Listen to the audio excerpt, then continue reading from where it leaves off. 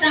अब तो नारद जी महाराज के मन में विवाह की उत्कंठा जागृत हुई कि महाराज हमें भी आज विवाह कर लेते। सोच रहे हैं कि कहाँ जाएं, क्या करें कि जब तक कछु न होए ही काला हे विधि मिलेगा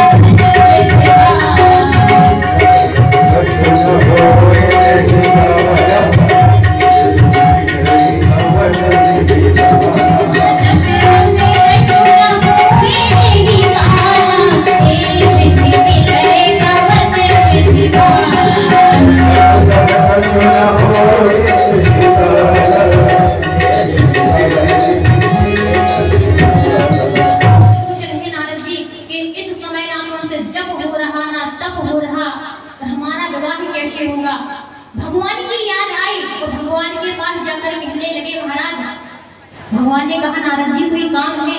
कहने लगे हाँ महाराज आज काम आ गया। भगवान विष्णु सोचने लगे अभी जब आए थे तो काम को जीत कर आए क्रोध को, लेकिन इनके पास भी आज काम आ गया। नारायण ने कहा कौन सा काम है? तो नारद जी ने सारा वृतांत बताया। नारद जी ने जैसे ही वृतांत बताया भगवान ने कहा तो हमारे लायक जो आज्ञा हो वह बताएं।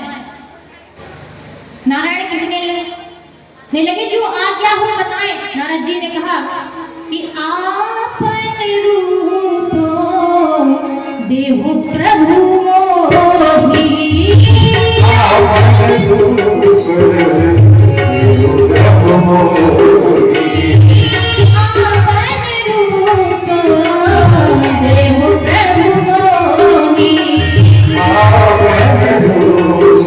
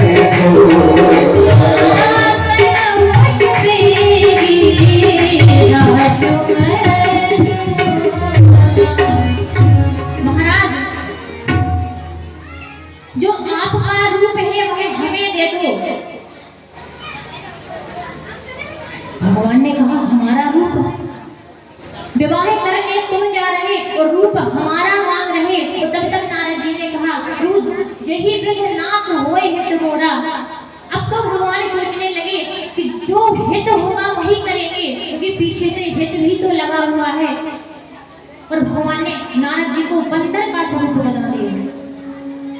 तो जैसे ही नारद जी को बंदर का स्वरूप मिला तो नारद जी महाराज पहुंच गए शीलगिरी राजा के यहाँ, जहाँ स्वयंवर चल रहा था विश्व मोहिनी का। एक कतार में जाकर के बैठ गए।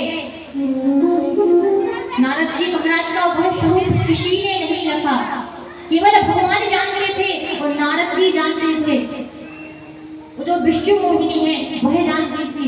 शंकर भगवान जब नारद जी शंकर भगवान के पास पहुंचे थे तो शंकर भगवान ने 2 कदम पीछे छोड़ दिए थे कि जो खबर हो वह हमें कहना, क्योंकि हमारा उपदेश नहीं माना तो नारायण ने कौन सा ऐसा इनका कल्याण किया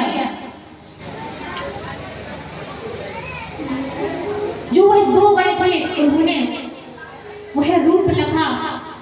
बार बार नारद जी बैठ रहे उठ रहे कि हमारे ऊपर अभी विश्व मोहिनी जयमाला डालेगी, हमारे ऊपर विश्व मोहिनी जयमाला डालेगी। लेकिन विश्व मोहिनी ने नारद जी की तरह देखा भी नहीं कि जही विधि नाथ जही देश बैठे नारद फूली